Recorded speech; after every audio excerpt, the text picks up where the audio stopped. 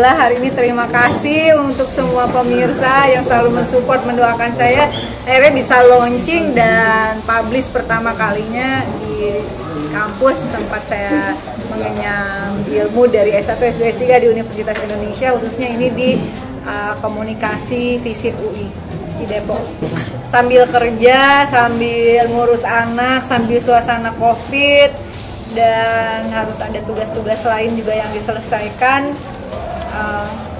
untuk mencapai disertasi. Setelah disertasi, bagaimana supaya jadi buku dan ini bisa di-share ke banyak orang, karena saya nggak mau kuliah itu cuma dapat gelar. Untuk jadi proses buku, ini agak susah untuk yang cetaknya, karena kita bentuknya itu harus dilipat kayak gini. Karena saya tidak mau peta ini tidak jelas gitu ya. Ada peta-peta yang sebenarnya kenapa saya ingin ini nggak asal cetak saja dengan teknik yang juga cukup rumit, karena ini adalah temuan masyarakat desa gitu. Jadi yang mengerjakan peta ini adalah masyarakat desa, warga desa, dan saya ingin mereka terabadikan di dalam buku ini dengan baik, karena saya tahu mereka belajar dulu nerbangin drone dan seterusnya dan seterusnya. Saya aja nggak bisa nerbangin drone, tapi mereka demi disertasi yang mudah-mudahan ini berkontribusi, mereka sampai bisa bikin 5 jenis peta gitu kayak gini. Ini hasil karya anak-anak di desa tempat saya penelitian. Setelah cetak buku ini maju mundur untuk launching kurang lebih hampir 4 bulan. Nggak pede juga. Kenapa malah pede, Pak? Penting nggak sih ini gitu? Apakah momennya tepat atau tidak gitu? Begitu ada keputusan MK, kok tepat ya kekerasan simbolik melalui keputusan negara, bahasa hukum di konstitusi gitu. Kan Mbak Dika bicara soal judul, kenapa memilih judul ini dan mungkin artinya sendiri apa sih? Kayak berat banget. Berat banget. Ini sebenarnya. Jadi sebenarnya disertasi ini kelanjutan dari S2 saya. S2 saya juga tentang kekerasan. Saya ini suka yang keras-keras gitu ya. Penelitiannya maksudnya ya. Tolong ya jangan ngeres ya. Ini kayaknya langsung ada yang aneh pikirannya. Jadi S2 saya tentang kekerasan negara itu meneliti, meriset tentang metode kekerasan yang dilakukan oleh Nazi dan membongkar bagaimana mekanisme kerjanya Hitler gitu ya, mekanisme kekuasaannya Hitler yang menggunakan teror dan propaganda. Saat itu saya kuliah sedang masa pemerintahan di Indonesia yang otoriter gitu ya. Tapi setelah reformasi kemudian pertanyaannya apakah kekerasan negara itu masih terjadi atau tidak. Dan S3 ini adalah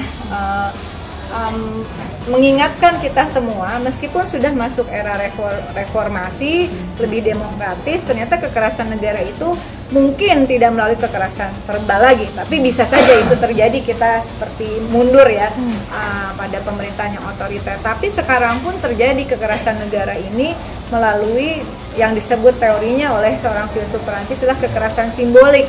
Kekerasan simbolik melalui bahasa, yaitu bahasa perundang-undangan gitu.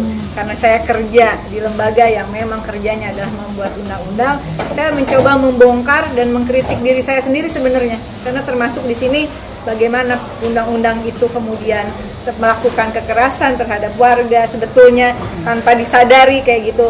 Jadi kekerasan simbolik itu adalah kekerasan yang korban sendiri tidak merasakan dia sebenarnya korban. Dan itu gampang terjadi melalui bahasa hukum. Asal sah secara hukum, lalu dianggap semuanya jadi benar. Padahal yang legal belum tentu bermoral. Gue kasih jeda dulu, seperti yang terjadi di Mahkamah Konstitusi. Barangkali 3 periode di DPR RI membuat saya banyak belajar. Anggaran negara itu besar, tapi kemudian data-data yang digunakan sebagai acuan dari anggaran tersebut itu belum akurat. Ya tidak 100% salah, tetapi belum akurat. Kan nggak boleh terlalu banyak margin errornya ya, karena data itu digunakan untuk mendrive ribuan triliun setiap tahun. Nah, saya ambil contoh di sini misalnya bagaimana dikatakan, ini dilansir oleh media 19 Agustus 2021 bahwa ada 52,5 juta data ganda penerima bansos. Dan kerugian negara potensinya menurut KPK, bukan menurut saya, 126 triliun per tahun.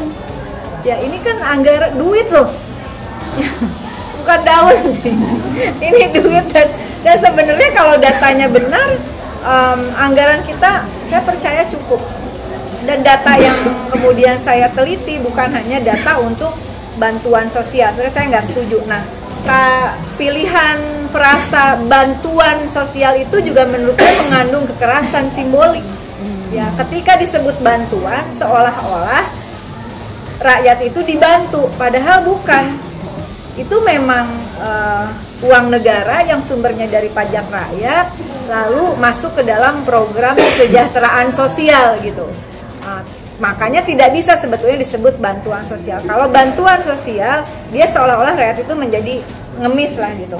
Nah, data yang saya teliti itu dan dihasilkan dari penelitian bersama warga desa itu ada 4 jenis data besar. Nah, ini datanya itu ada data spasial, itu data peta topografi, administrasi penduduk, penggunaan lahan, administrasi dan sebagainya. Lalu ada data administrasi, ini data angka, kemudian data 5 aspek ekstra, yaitu terkait sandang, pangan, papan, pendidikan, kebudayaan, lalu pekerjaan, kesehatan, jaminan sosial, kehidupan sosial, perlindungan hukum dan HAM, infrastruktur dan lingkungan hidup. Lalu yang terakhir ada data potensi desa. Bagaimana potensi desa ini bisa menjadi kekuatan ekonomi untuk warga desa.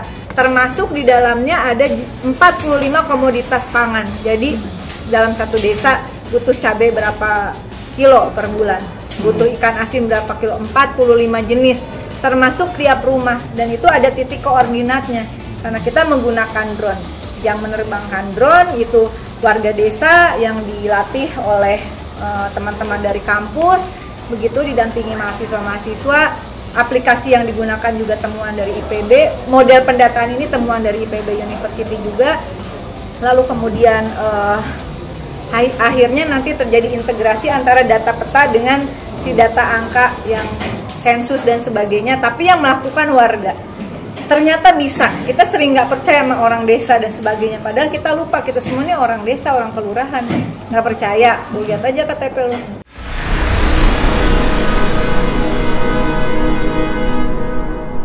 Jadi jangan lupa untuk subscribe Cumi Cumi. Ditekan ya tombol lonceng merahnya.